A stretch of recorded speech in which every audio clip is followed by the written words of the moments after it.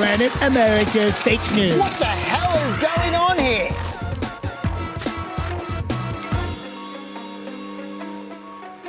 Yes, hello, it's Planet America time. I'm John Barron. And I'm Chaz Licciardello. This week, the divided State of the Union. I think the question's going to be among Democrats in Congress, do they hate Trump more than they love America? Meanwhile, the state of Virginia has been rocked by a race scandal, a sex scandal, and another race scandal. Also this week, how Jesse Jackson's presidential runs paved the way for Clinton and Obama. It's time for a new course. And I'll look at the real state of the US economy. But first, it's my high privilege and distinct honour to introduce the news.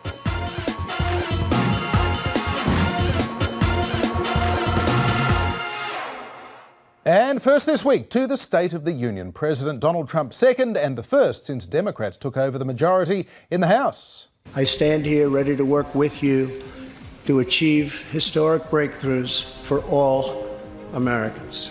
A call for bipartisanship. Together we can break decades of political stalemate. Promising. There is going to be peace and legislation. There cannot be war and investigation. And that call to halt investigations into Trump's business and political affairs brought any sense of unity to an end. From there, it was on to immigrant crime, the wall, late-term abortion, and then... Tonight, we renew our resolve that America will never be a socialist country. Yeah, that came kind of out of left field, didn't it? Quite literally about the left field. Yeah, it might be a theme for 2020, that one. It could well be. Look, there was plenty of bipartisan fare as well, of course, in the speech. Criminal justice reform, kids' cancer, ending HIV. And it did poll well. Take CNN's poll, for instance. They found about 6 in 10 speech watchers had a very positive reaction to the speech, which is a great result. Although, the speech watchers were 17 points more likely than the general public to be Republicans, which often happens with the State of the Union. You're preaching to the choir, they're the only ones who tune in. Yeah. And that might be why, since 1978, the State of the Union has only produced an average approval rating bump of 0.2%. As much as that? Yeah, so I should probably stop going about the State of the Union then, shouldn't I? No, definitely not, because we're going to cross to Republican strategist and former advisor to John McCain's presidential campaign, Ford O'Connell, who's with us from our studio in Washington, D.C. Ford, welcome back to Planet America. Always good to be with you, my friend John. What is your overall impression now? We've had a couple of days to digest it. Was there anything memorable about the 2019 State of the Union? Well, I think without question it was Donald Trump's best speech for his 2 years in office. I think he did a very good job using real Americans to sort of tell the story of the economy under Trump, but also where he wants to go. He also, while he did hit on some partisan Republican notes, he did try to strike a lot of unity on issues that Democrats should agree upon. In fact, at some points during the speech, he even got some smiles from Speaker Nancy Pelosi. Ford, we've seen it before. A president turns up in Congress and calls for bipartisanship and unity, but is there any hope for that? Well, I don't know that it's going to. Obviously, hope springs eternal. There are some issues that they can work on, infrastructure, driving down the cost of prescription drugs. There's many issues that Donald Trump has that are actually very traditional Democratic issues. I think the question's going to be among Democrats in Congress, do they hate Trump more than they love America? Of course, the piece of infrastructure the president really wants is a border wall. Another shutdown or a national emergency looms if he doesn't get it. Where do you think that's all up to? Well, let me tell you how ridiculous this whole debate is, just so your viewers understand. We have 650 miles of border barriers on the U.S. southern border, and really all Donald Trump is asking for is a couple hundred more miles. And believe it or not, under the previous 3 presidents, including Clinton, Obama, and Bush 43, they did approve those miles. Unfortunately, the Democrats don't want to do it because it's Donald John Trump. I don't think we're going to have another shutdown. I hope we reach a legislative solution, but if not, it's very likely he will declare a national emergency. What are the implications of that? A lot of Republicans are also pretty uncomfortable with the idea of using emergency powers. They say that's the first step on the road to authoritarianism. Well, I think that a lot of people are concerned on both sides of the aisles about the slippery slope. This law has been in place since 1976, and we've had 58 emergencies. If he does it, though, he should do it by dotting the I's and crossing the T's and grounding his argument in the laws of the United States. If he does that, he'll be fine. But either way, if he does that, we're going to wind up in court. I don't think he wants to go that route, but essentially he is determined to build that wall. Ford, what clues were there in the State of the Union about possible themes for President Trump's re-election campaign, do you think? Well, one of the things that he wants to talk about is that America will never be a socialist country. We've had a long track record of death and destruction caused by socialism, and he doesn't want America to go down that route. It's a great contrasting issue for him, one that will allow him to solidify the Republican base and make inroads with independents, because they don't see socialism as all as appealing as, say, younger Democrats might. One of the other things that he is very concerned about, obviously, is illegal immigration in America, and he wants to make his stamp on that. But he also feels that if he can strengthen U.S. trade and protect the American worker, he very well may win re-election. The president raised late-term abortion. What are the implications of that, particularly given the new Conservative Supreme Court majority? Well, late-term abortion is not something that the American electorate particularly likes. Less than 20% of Americans are in favor. If he stays along that issue, that will not hurt his ability to go towards independence. But obviously, Democrats are going to want to say that Trump is against a woman's right to choose, and he has to make sure he walks that line, that fine line. And if he does that, it's a winning issue for him. The question is what other Republicans are going to pop off along the way. Top economists like Larry Summers have told us there is a 50% chance of recession before the next election. Would you say, therefore, that's about Trump's chance of re-election, 50%? I would say it's a little bit better only because he's the incumbent and we don't know who he's going to face. Obviously, there's some folks that are stronger than others, but clearly his biggest question mark right now is the state of the economy. But within the Democratic Party, there's a fight going on whether or not they should go full progressive, which is essentially socialism, or should they strike a more centrist tone, more like someone like Joe Biden, who is vice president under President Obama. Ford, reportedly President Trump fears a Biden candidacy the most. Who do you think poses the strongest challenge to a second Trump term?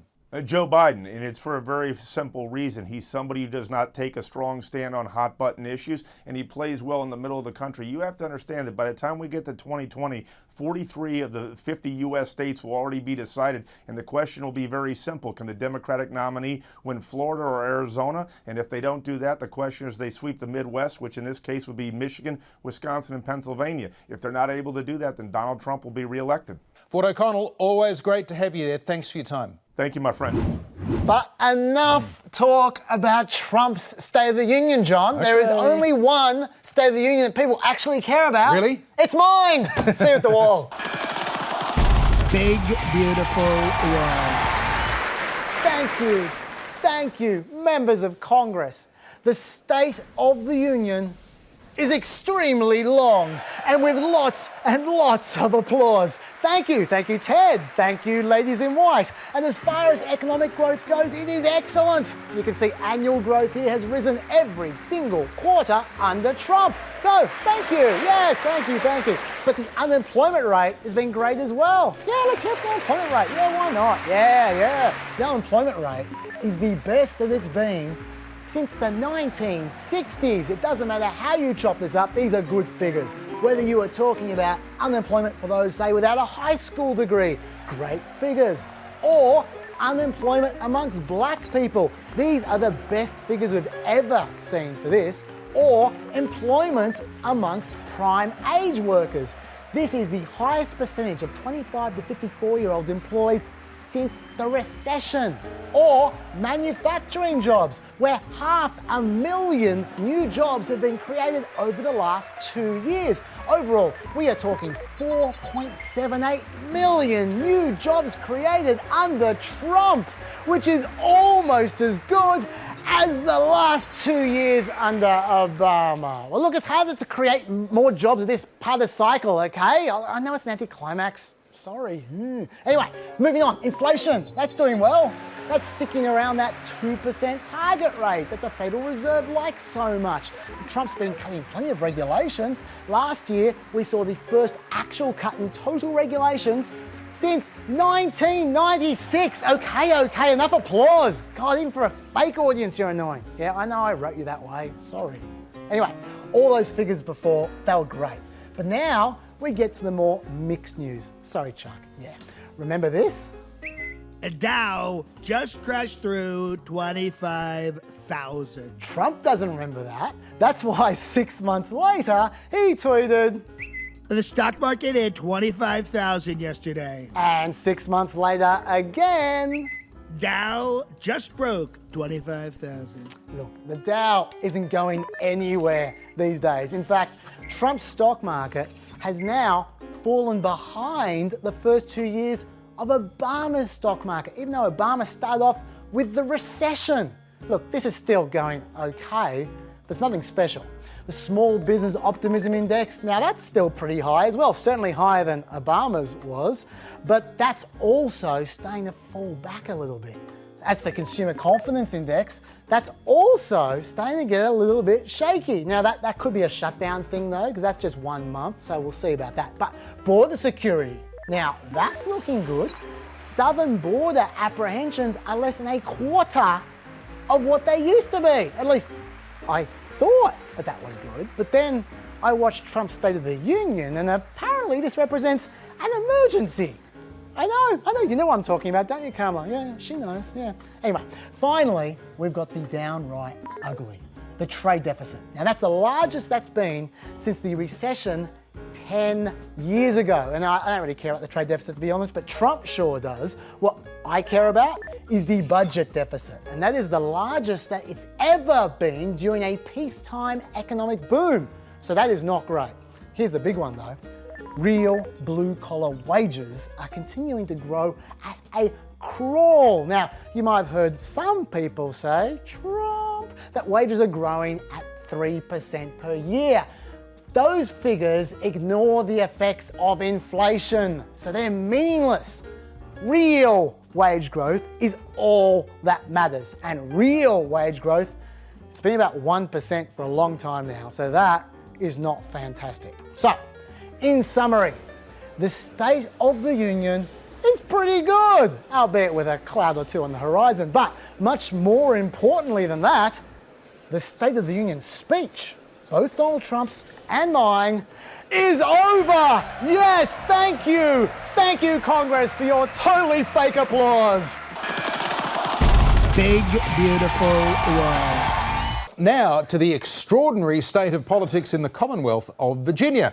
Governor Ralph Northam, a Democrat, is under tremendous pressure to resign over this racist photo on his page in his 1984 college yearbook. Last weekend, Governor Northam apologised for appearing in the photo and said he was deeply sorry for the hurt it caused. But the next day, he called a press conference to say it wasn't him. When I was confronted with the images yesterday, I was appalled that they appeared on my page, but I believe then and now that I am not either of the people in that photo. OK, so maybe this isn't going to be too bad after all. It's not him. Northam was happy to answer any and all questions from the reporters to try and get past the issue. But a reasonable question to ask, if it wasn't him in the photo, why did he think it might have been him in the photo just the day before? Had he ever dressed in blackface? Well, yes. I had the shoes, I had a glove, and I used just a little bit of shoe polish to put under on my cheeks. And the reason I used a very little bit is because I don't know if anybody's ever tried that, but you cannot get shoe polish off. But it was a dance contest. I had always liked Michael Jackson. I actually won the contest because I had learned how to do the moonwalk. Well, a long list of prominent Democrats, including Senator Kamala Harris, former Virginia Governor Terry McAuliffe, all called on Ralph Northam to resign. But then, the man who constitutionally would replace Northam, Democrat Lieutenant Governor Justin Fairfax, himself African-American, was accused of sexual assault. Does anybody think it's any coincidence that on the eve of potentially Maya being elevated, that's when this uncorroborated smear comes out? Does anybody believe that's a coincidence? It's uncorroborated because it's not true. In a remarkable echo of the Brett Kavanaugh case last year, his accuser is a college professor from California. Her name is Vanessa Tyson. And Fox News was certainly happy to flip the script on that. Now, Tyson is an active Democrat. She's got degrees from Princeton and the University of Chicago. It's not easy to dismiss her claims out of hand. Well, quite so. A political perfect storm had developed. The white governor admits to wearing blackface. His black deputy is accused of sexual assault. OK, so what happens if they both have to resign? Well, Attorney General Mark Herring, another Democrat, is next in line to be governor, so... Mark Herring, who is the current Attorney General, has just admitted that there is a photo of him in blackface from his college years when he was 19 years old at the University of Virginia. That was after Herring called for Northam to resign after his blackface scandal. Oh boy. Now, we don't know how this is all going to play out. Northam is digging in and has probably been helped by the fact that the next two choices for governor are now under a cloud. They're running out of options. But if Northam, Fairfax and Herring are all ruled out, Virginia House Speaker Kirk Cox, a Republican, would be next in line to become governor. You know, this is just heartbreaking. And then today came news that Republican State Senate Majority Leader Tommy Norment not only has a photo in blackface from his 1968 yearbook himself, he edited the whole yearbook and it is full of racist pictures and slurs. This is a pretty extraordinary situation. President Trump, meanwhile, is wondering why didn't any of this come out before Northam was elected?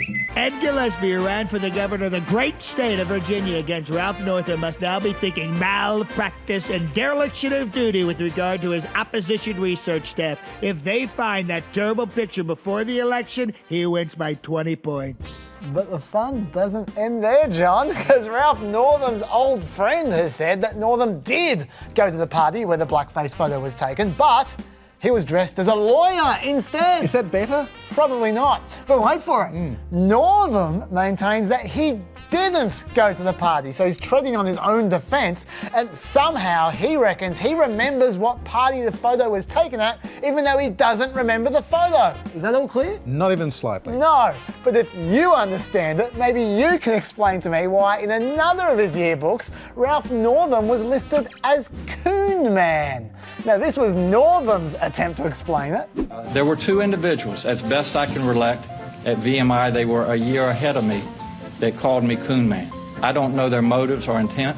I know who they are, but that was the extent of that, and it ended up in the yearbook, and I regret that. Very convincing, Ralph. On to scandal number 2. When the sexual assault allegations first broke, Lieutenant Governor Fairfax put out a statement in which he said that the Washington Post knew about the story, but because of significant red flags and inconsistencies within the allegation, they'd decided not to publish. To which the Washington Post responded, nah, they did not find significant red flags and inconsistencies within the allegations at all. They just hadn't published because they hadn't found any corroboration yet. So that was an unfortunate statement from Justin Fairfax, although not as unfortunate as his private statement, which was, F that bitch. And that was, of course, immediately leaked to the press. Fairfax then hired the law firm that Brett Kavanaugh used for his hearings, and Dr. Tyson hired the law firm that Christine Blasey Ford used also for the Kavanaugh hearings. And Tyson also produced some people who could corroborate that she'd previously told them details about the assault, including a Virginia congressman. And Fairfax then conceded all the basic details of Tyson's story. The date, the place, the fact they had sex, everything except he insisted it was consensual. Oh, interestingly, Tyson did say that she never spoke to Fairfax again, but Fairfax said she'd made efforts to keep in contact with him and that she even wanted to meet his mother. So we'll see if Fairfax can support his story there. Unsurprisingly, the Democrats are not overly keen to talk about all of this. When Cory Booker was asked to comment on the allegations, he said, "I think we should be focusing on what's right now happening with the governor. I know you guys are going to try and focus on a lot of things right now, but right now, my focus is on, again, calling for the governor to step down." Of course, Corey. And this is my favourite response from Bernie Sanders. Now, do you believe Justin Fairfax? Hang on, you can see the light on his phone. That's not what a phone call looks like. Bernie's faking it. Let's keep on going. What one? You don't. Excuse me. You're not on the... Wait, he is absolutely not on the phone. Look at that. Busted. You're not on the phone. You're not on the phone. Excuse me. Sir. I'm asking you a question. Nice try, Bernie. Run, Bernie, run. This incredibly long and expensive election campaign leading to the statistically likely re-election of President Trump 2020. Well, Massachusetts Senator Elizabeth Warren's presidential campaign is still struggling to get past the controversy over her Native American ancestry. This week, the Washington Post reported that Warren, who took a DNA test last year showing she was less than 1/1000th Native American, had described her race as American Indian on an application to be registered to practice law in Texas in 1986. Senator Warren has defended her heritage as a part of her family history. Her parents eloped because her father's parents objected to her mother's Cherokee and Delaware ancestry. Warren has also apologised to Native American groups who say it is tribal citizenship, not DNA, that defines them. I am not a member of a tribe, and I have apologized for not being more sensitive to that distinction. It's an important distinction. Congresswoman Tulsi Gabbard of Hawaii, meanwhile, who's also seeking Democratic presidential nomination, is again under fire for her perceived support of Syrian President Bashar al-Assad. Do you think Assad is our enemy? Assad is not the enemy of the United States. Gabbard met with Assad on a trip to Syria 2 years ago, and she later criticised US airstrikes following gas attacks against Syrian civilians that US intelligence blamed on Assad. Whether the president or the Pentagon or the Secretary of State says that they have the evidence, the fact remains that they have not brought that evidence before Congress. They have not brought that evidence before the American people. That led to claims that Gabbard, who supported Bernie Sanders in 2016, is somehow doing the bidding of the Russians. Evan McMullen, a former CIA officer who you'll recall ran for president in 2016 himself as an anti-Trump independent, has called both Gabbard and Trump stooges of dictators and war criminals. And this week, NBC News claimed that Russia's propaganda machine was getting behind Gabbard's campaign. The article also said Gabbard enjoys the support of the Kremlin's RT television network, who has been defending her. RT rolled their eyes at that. An NBC investigation claims a Democratic presidential candidate, Tulsi Gabbard, is RT's favorite pick for 2020 and indicates a larger Russian campaign to boost her rival. And then RT defended Gabbard. Why are you so afraid of someone whose only threat is that she will cut the profit margins of the military-industrial complex? That's a great point. That's her threat. She's very non-interventionist. She says we shouldn't be involved in Syria. We shouldn't be getting involved in Venezuela. So it's like, ooh, we got to figure out how to tear her down. Probably not helping so much, Chaz. Probably not. Although we should note that the analysts that NBC used for that piece were an outfit called New Knowledge, and they told NBC News that they'd spotted chatter related to Gabbard and anonymous online message boards. But that same company has previously had one of their internal reports leaked to the New York Times in which they admitted to running a scheme to link the Roy Moore campaign to thousands of Russian accounts. We orchestrated an elaborate false flag operation that planted the idea that the Moore campaign was amplified on social media by a Russian botnet, the report said. So I wouldn't necessarily take that one to the bank quite yet. Well, meanwhile, another female candidate for the Democrats' 2020 nomination is facing an early controversy even before her campaign has begun. This is centrist Minnesota Senator Amy Klobuchar, who told Rachel Maddow this week she has an announcement to make this weekend. We've had so many discussions about this, so I thought, well, here you go. Well, that's the moment. Thank you. I've been trying to pry this out of you for years. Senator Klobuchar, we're going to have hot chocolate, campfires, be there. Then on cue, the Huffington Post reported that Klobuchar has struggled to find a campaign manager because her staff says she is, quote, habitually demeaning and prone to outbursts of cruelty. For example, the senator calls things the worst, as in, this press release is the worst.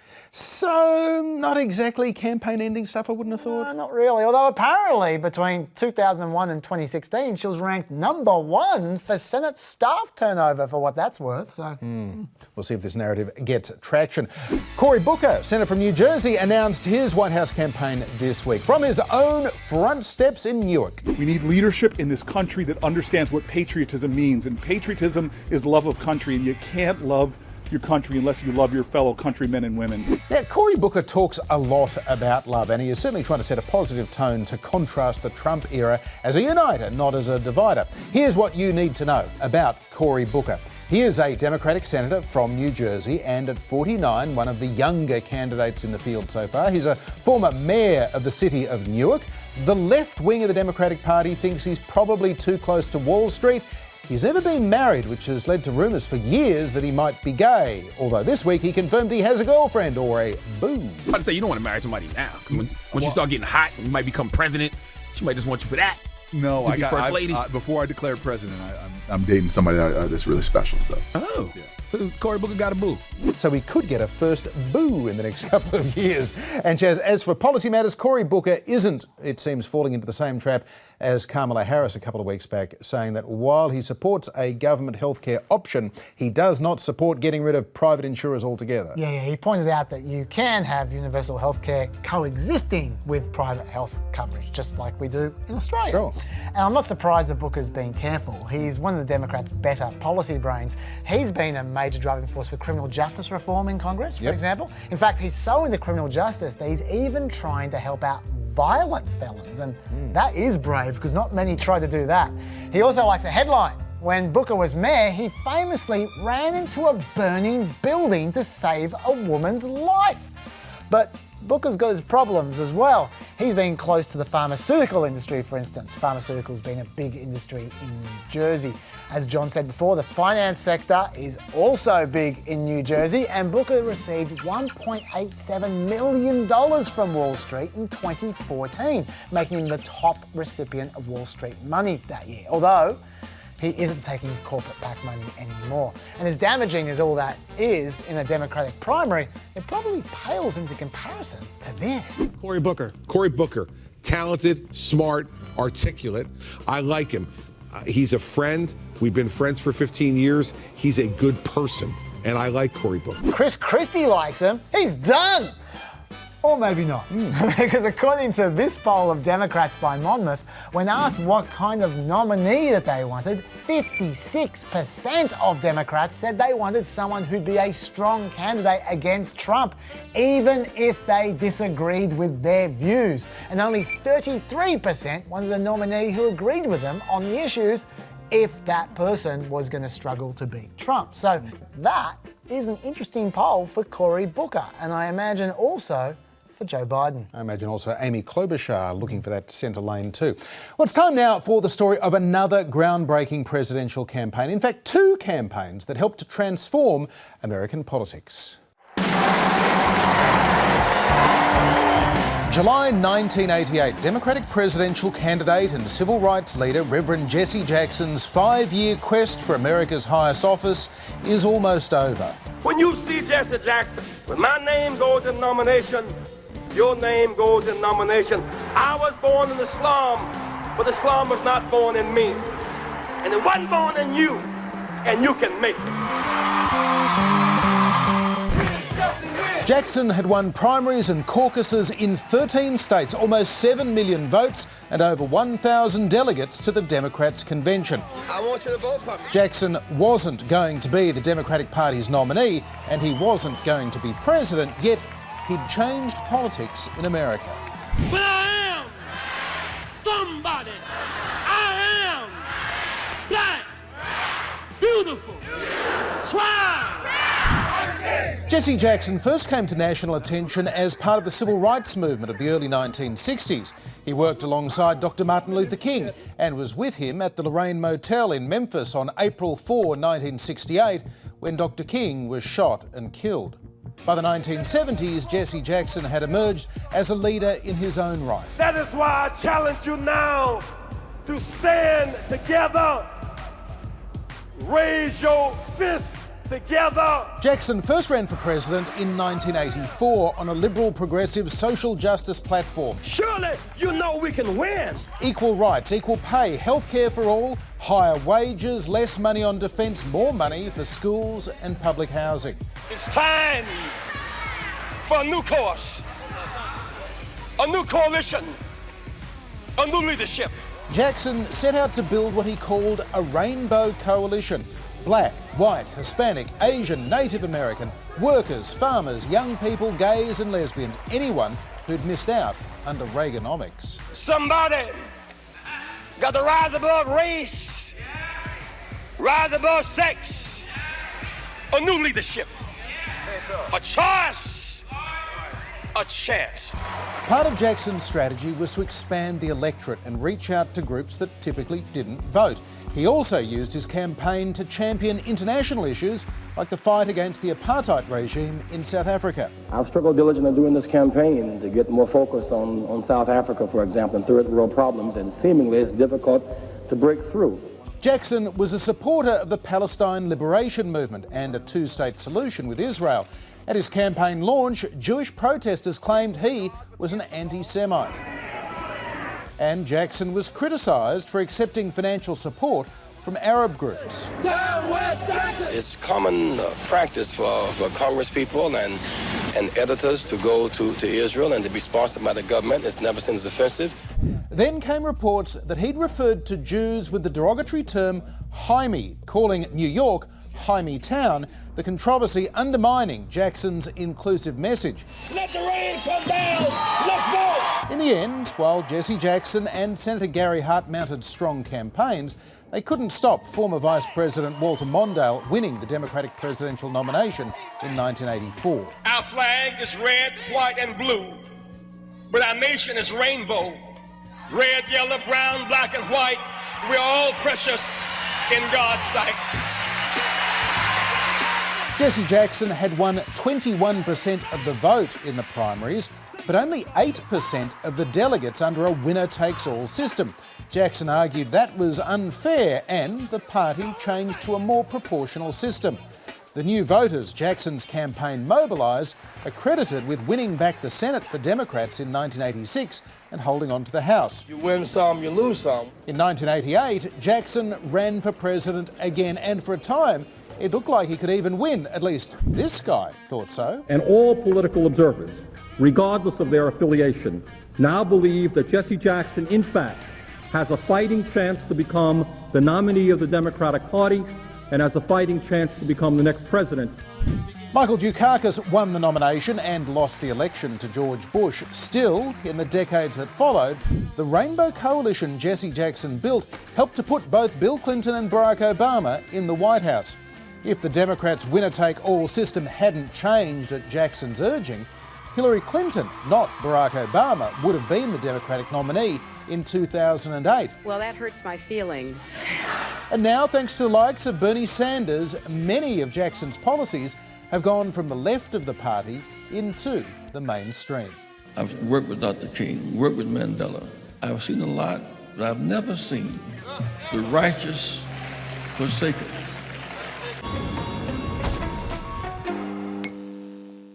Like President Trump said during the State of the Union, unemployment has reached the lowest rate in over half a century. African American, Hispanic American, and Asian American unemployment have all reached their lowest levels ever recorded. And that's true. But unemployment figures only measure people who want to work. The hidden part of the iceberg, though, is the people who don't want to work. One way we can identify them is by looking at employment rates. That's the percentage of the entire population that's working. So this is the percentage of 25 to 54-year-old women who have been employed over the last 60 years or so. We're picking 25 to 54-year-olds so we don't need to worry about students or retirees. Now, you won't be surprised to see that the percentage of women who work has been rising. But look what's been happening to the 25 to 54-year-old men over the same period. Obviously, you get your peaks and your troughs, but notice every single peak is slightly lower than the peak before. About 9% of the prime age male population has gone missing since 1965 without a job, and that is a lot of people not working. In fact, in 2015, the employment rate for American males aged 25 to 54 was slightly lower than at the tail end of the Great Depression. But we can go deeper than that. We can even more precisely identify these missing men by ignoring who has a job and focusing on the participation rate, which also includes people who want a job. Now, that is depressing reading. The participation rate in 1965 for prime age men was 96.6%. And the participation rate at the end of 2018 was 89%. Or to put that another way, in 1965, 3.4% of prime age men were doing nothing. At the end of 2018, it was 11% of prime age men doing nothing. We're talking 7.06 million men. There's a lot of men who are economically inactive. In fact, even in the depths of the Great Recession 10 years ago, America had more of these completely inactive men than men who were unemployed and looking for work. So what's going on? Who are these people? Well, one thing we know is that they aren't being discouraged by hard economic times, because recessions have had almost no impact on the pace of this decline. In fact, recessions very slightly slow the prime age male flight from work. You can see that clearly over the last 10 years. Even at the absolute depths of the recession, when you'd expect people to drop out of the workforce, there was a higher proportion of men wanting to work then than there is today, in one of the best job markets in American history. What we do know about these missing men, though, is that certain characteristics are overrepresented amongst them. Like, for instance, they are more likely to have a high school education or less than the general population. They're more likely to have never been married and have no children, so they aren't stay-at-home dads. They're more likely to be African American. They're more likely to be native-born than the general population. We first covered these missing men 2 years ago, courtesy of the work of political economist Nicholas Eberstadt. He was responsible for all those quotes that you've just seen. Back then, I speculated these people might include people in the black market, opioid addicts, disabled people, ex-prisoners, gamers, troubled veterans, maybe even early victims of the next automation wave. At the time, I'm not sure anyone was 100% sure who they were. But what about now? Nicholas Eberstadt, thanks for joining us. 2 years later, do we have any better idea what is going on with these missing men? We've got things going on in the United States that unfortunately our government doesn't track very well. For example, we have an invisible pool of over 20 million ex-felons in our nation. For reasons I can't understand, our government does not try to find out what the employment situation, the incomes, the living arrangement, the health, or any of the rest of that is for this overwhelmingly male group. I can bet the employment problem is a whole lot worse for ex-cons than for the rest of the population. By the same token, we don't look at the employment situation and the welfare dependent situation very well for people who are on disability. Part of this may help to explain some of the opioid crisis. Men who are not in the workforce report that they are taking pain pills on average, 50% on average every day.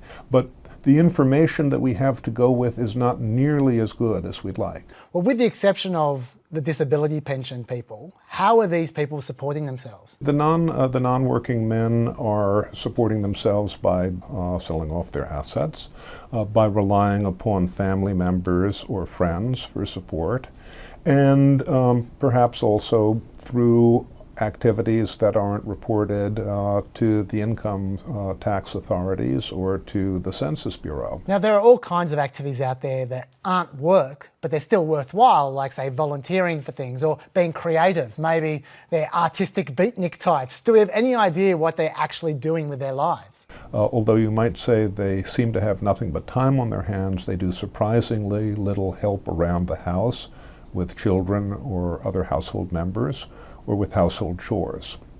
They don't go out even as much as they used to. They stay at home more, according to these reports. And what do they do at home? They report that they are watching.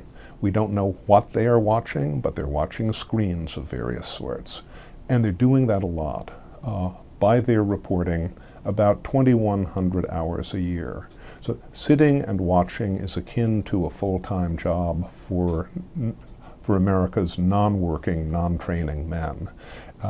I fear that that's going to make it a lot harder for this group of almost 7 million men to get back into the labor force. And it's going to make it a lot harder for those who are sitting watching screens while they're stoned. This might be a strange question, but why is this necessarily a problem? If they're happy and they're somehow getting by, it's not like there's some huge worker shortage out there. Why should we care about them? It's a terrible human waste, a waste of human potential. And also, there's not a great deal of evidence that people are happy doing this. I mean, look at the suicide rates and the opioid overdose rates in the United States now. That doesn't look like a very happy situation for a lot of people.